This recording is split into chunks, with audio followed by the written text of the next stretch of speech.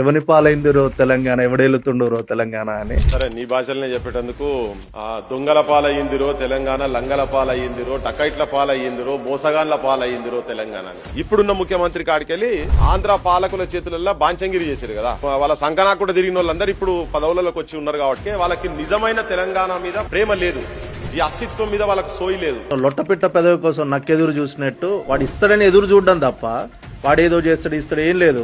కూరగాయలందరినీ దగ్గర పెట్టుకుని గంజాయి మొత్తం అలవాటు చేసి వారానికి 10 రోజులకు ఒకసారికి మనకి అది దాపిచ్చి ఫోన్లో పెట్టుకుని వాడికి నచ్చిన దందాలు చేసుకోవాలి. ఏ స్కూల్లో 6వ తరగతి 7వ తరగతి రాకముందే గాంజాయికి అలవాటు పడుతున్నారు మెజారిటీ ఆఫ్ స్టూడెంట్స్.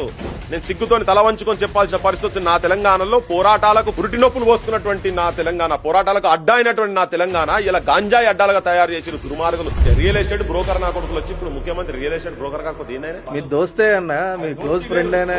దోస్త్ అయితే మంది ఇండ్లు గులగొట్టాలన్నదా, దోస్త్ అయితే లంగ పనులు చేయాలన్నదా. జనానికి అనిపించచ్చు అరే ముఖ్యమంత్రిని పట్టుకొని ఇట్లా అంటున్నారు. అరే ఫ్యాక్ట్ అది. అంటే నీకు వచ్చిన ఈ బాధ ఆ రూపంగా మారి మాట్లాడుతుంటే ఇంకా ఆంధ్ర ఎక్కడుంది, ఆల్రెడీ విడిపోయినారు కదా. వెంకటరమణారెడ్డి అని ఒక జర్నలిస్ట్ ను, పాలమూరు బిడ్డని ఆయన కూడా తీసుకుపోయి ఆంధ్ర పోలీసు వాళ్ళు తీసుకుపోయి 3rd డిగ్రీ టార్చర్ చేశారు. నేను అరే ఏంద్రా నాయన మీకు ఏం పని ఇక్కడ అని చెప్పని. అంటే ఇక్కడ గవర్నమెంట్ ఇక్కడ ప్రజల్ని కాపాడట్లేదనే కదా. అదే చెప్తున్నా నేను కూడా. అందుకే రేవంత్ నాయుడు అన్నా కదా, రజాకార్ రేవంత్ నాయుడు అని ఆయనకి పెట్టింది అదే. వాళ్ళు అనేది అదే, మా చంద్రబాబు డెవలప్ చేసిండు, మా రాజశేఖర రెడ్డి డెవలప్ చేసిండు. అరే నాయన మీకు 10 బంగ్లాలు లేక, మీకు క్యాపిటల్ సిటీ లేక గుడిసెలలో పెట్టుకున్నారు మీరు. అది అస్తిత్వం మీరు తెలుసుకోండి. కర్నూలులో టెంట్లో ఉండే మీ క్యాపిటల్ మీరు మద్రాసుకి వెళ్ళి బయటకు వచ్చినప్పుడు ఇవి మాట్లాడితే కడుపు గాలి చాలా మాట్లాడాల్సి వస్తుంది. మేము కూడా అసలు మీకు ఏంది, అసలు మీకు ఏముండే మీ ప్రాంతంలో ఏముండే? రికార్డ్ డాన్సులు తప్ప, సాయంత్రం కాగానే రికార్డ్ డాన్సులు తప్ప మీ దగ్గర ఏముండే చెప్పండి. ఒక పిల్లగాడు ఇక్కడ ప్రెస్ క్లబ్ లో వచ్చి వాళ్ళ ప్రెస్ కు పెడితే అక్కడికి వెళ్ళి బాధితులకి వెళ్ళి ఒక పిల్లగాడు వచ్చి ఏడుస్తా ఉన్నాడు, ఒకటే ఏడుస్తున్నాడు.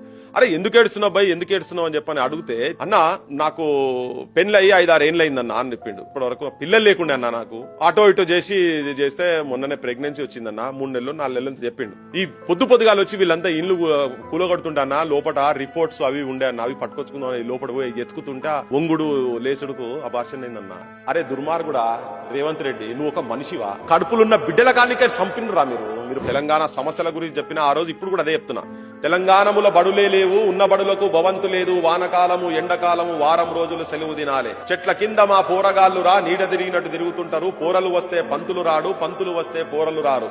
పోరలు పంతులు ఇద్దరు వస్తే రాయనీకి మా సారు గారికి చాకు పీసి లేదో దగాపడ్డ నా తెలంగాణము గుండె సప్పుడినుడో.